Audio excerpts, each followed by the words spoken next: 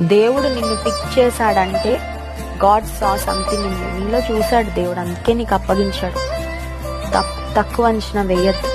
దేవుని పిలుపుని తక్కువ అంచనా వేయద్దు. దేవుని ఏర్పాటును తక్కువ అంచనా వేయద్దు. దేవుడు అప్పగించిన పనిని కూడా తక్కువ అంచనా వేయద్దు. నీకంటే తలాంతులు కలిగిన వాళ్ళు, నీకంటే సామర్థ్యం కలిగిన వాళ్ళు, నీకంటే ఆశ ఉన్న వాళ్ళని కూడా బహుశా దేవుడు పక్కన పెట్టి నీవి రోజు ఉన్న కృప నీకు ఇచ్చాడేమో గుర్తుపెట్టుకో.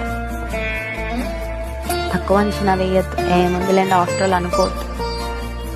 నీకున్నది లేని వాళ్ళు ఎంతో మంది ఉన్నారు.